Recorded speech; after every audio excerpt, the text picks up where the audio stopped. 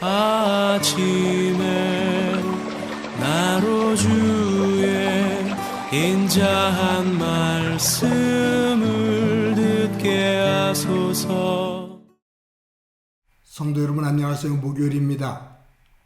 오늘도 하나님의 사랑이 여러분들의 삶의 자리에 가득하기를 간절히 소망합니다.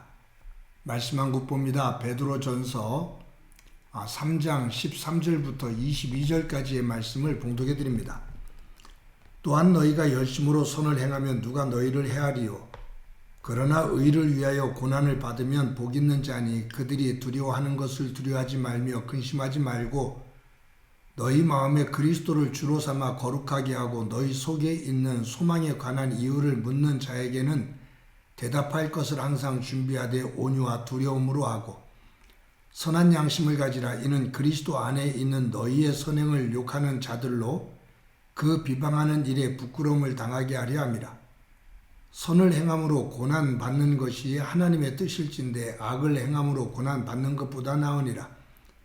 그리스도께서도 단번에 죄를 위하여 죽으사 의인으로서 불의한 자를 대신하셨으니 이는 우리를 하나님 앞으로 인도하려 하심이라. 육체로는 죽임을 당하시고 영으로는 살리심을 받으셨으니 그가 또한 영으로 가서 지옥에 있는 영들에게 선포하시니라. 그들은 전에 노아의 날 방주를 준비할 동안 하나님이 오래 참고 기다리실 때에 복종하지 아니하던 자들이라. 방주에서 물로 말미암아 구원을 얻은 자가 몇 명뿐이니 겨우 8명이라. 물은 예수 그리스도께서 부활하심으로 말미암아 이제 너희를 구원하는 표니 곧 세례라. 이는 육체의 더러운 것을 제하여 버림이 아니요 하나님을 향한 선한 양심의 간군이라.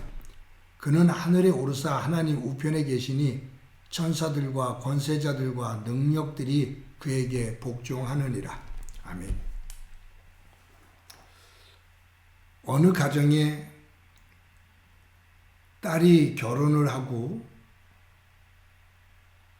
한 10년 가까이 넘도록 살았는데 남편이 사업을 하다가 부도가 나서 남편이 집에 들어올 수 없는 상황이 되고 또 연락도 제대로 되지 않았습니다. 법원에서는 집달관들이 집에 매일 찾아와서 남편이 어디 있느냐고 하고 또 소위 말하는 딱지들을 집 곳곳에 붙입니다. 아이들은 그런 상황 속에서 울고 또 큰아이는 창피해서 학교를 못 가겠다고 방 안에만 있고 이 딸은 숨이 막히는 그런 상황 속에서 친정어머니가 생각이 나요. 그래서 친정어머니에게 찾아갑니다. 친정어머니 앞에서 눈물을 뚝뚝 흘리죠. 너무 힘들다고. 어떻게 해야 좋을지 모르겠다고 딸이 말합니다. 그때 하나님을 믿는, 또 이 딸도 하나님을 믿는 딸이었는데 하나님을 잘 믿는 어머니가 아무 말 없이 부엌에 가서 냄비 3개를 올려놓고 거기에 물을 붓습니다. 그리고 물을 끓이는데 그 안에 한 냄비 안에는 당근을 넣고 다른 냄비 하나에는 계란을 넣고 다른 냄비에는 커피를 쏟아 넣었습니다. 얼마 동안 물이 보글보글 끓었습니다. 가스레인지를 끈 다음에 어머니가 냄비에서 당근을 꺼냅니다. 그리고 계란을 꺼냅니다. 그리고 커피를 넣었던 그 물을 꺼냅니다. 그러면서 딸에게 말합니다. 단단한 당근을 물에 넣어 끓였더니 부드러워지고 약해졌다. 계란은 톡 건드리면 깨지고 그 안에 있는 내용물을 보호하지를 못하는데 이 계란을 끓는 물에 넣었더니 그 뜨거움을 잘 견디고 그 말랑말랑했던 액체가 단단하게 굳어졌다. 커피가루를 물에 넣었더니 이 커피가 끓으면서 물을 변화시켰다. 얘야, 지금 이 어려움, 이 역경을 끓는 물에다 본다면 너는 당근이니 계란이니 커피니? 라고 물었습니다. 의미가 있죠. 단단한 믿음 같았었는데 끓는 역경에 약해지고 맙니다. 톡하면 깨질 것 같았었는데, 그렇게 보였는데 역경을 잘 이겨내면서 도리어 단단해집니다. 역경의 그 끓는 물, 그것을 커피처럼 다른 새로운 것으로 변화시켜 나갑니다. 저와 여러분의 믿음은 어떤 모습입니까? 우리가 살다가 고난, 그 역경을 당하면 견고한 믿음을 가지고 있는 것처럼 보였었는데 그냥 맥없이 허물어지는 모습입니까? 아니면 그 역경을, 고난을 잘 이겨내며 도리어 더 단단해집니까? 아니면 그 역경을 커피처럼 더 새로운 모습으로 변화시켜 나가는 적극적인 믿음입니까?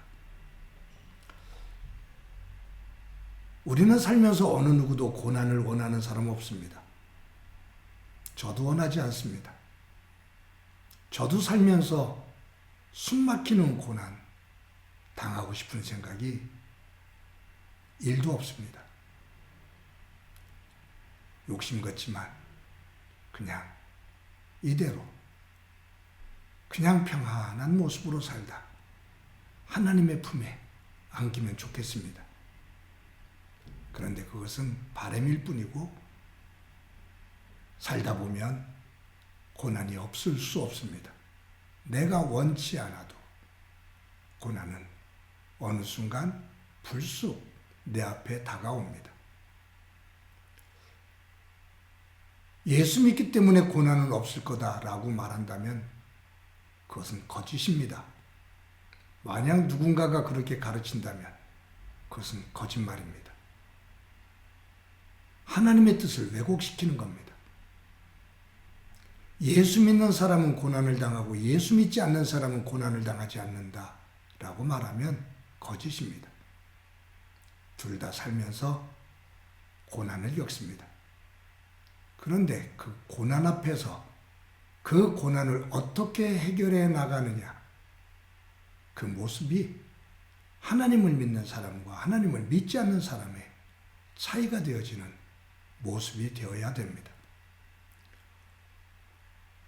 오늘 베드로는 그 대박해의 고난이 있는 상황 속에서 성도들에게 그 고난을 적극적으로 더 선한 마음을 가지고 두려워하지 말고 근심하지 말고 더 선한 마음을 가지고 선한 양심을 가지고 그 고난을 이겨내라 라고 권면하고 있습니다.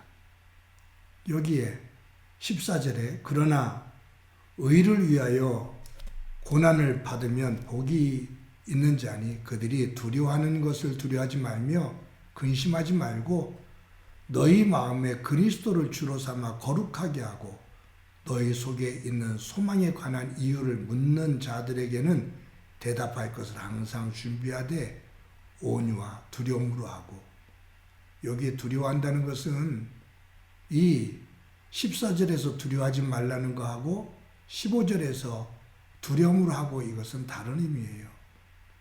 이 고난을 두려워하지 말고 누군가가 너희들이 이 고난 속에서도 하나님의 나라를 소망하며 살아간다고 하는데 이것이 어떻게 된 일이냐고, 무슨 거지, 어떤 내용이냐고 물으면 너희들은 항상 그들에게 대답할 믿음의 내용을 준비하고 있는데 그것을 온유한 마음으로 그리고 하나님을 두려워하는 마음을 가지고 그들 앞에 서라.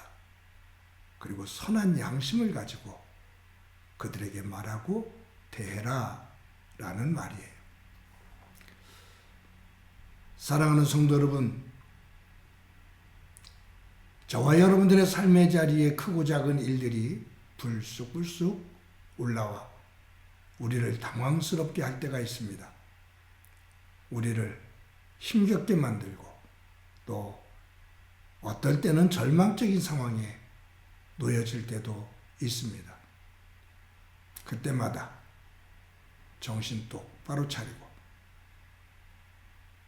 허리를 동이고 하나님의 말씀 꼭 잡고 그 고난이 나를 무너뜨리는 그러한 아픔으로만 남지 않고 그 고난이 도리어 나를 하나님 안에서 더 단단한 믿음으로 그리고 그 고난을 변화시켜 하나님께서 주시는 축복의 통로로 만들어가는 믿음의 사람이 되어지기를 간절히 소망합니다.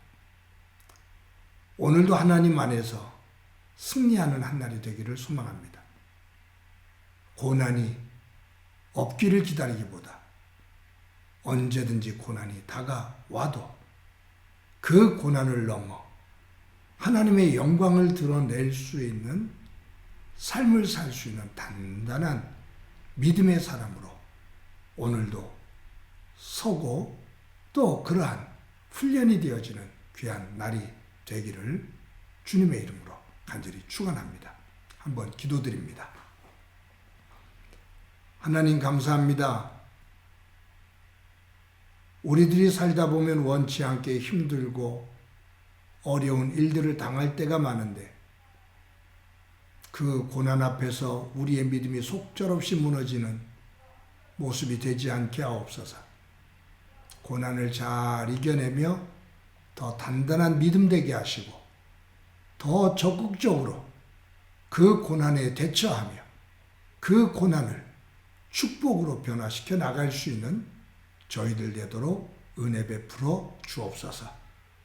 오늘도 그와 같은 믿음의 마음과 훈련이 되어지는 한 날 되게 하옵소서. 예수님의 이름으로 기도드립니다. 아멘.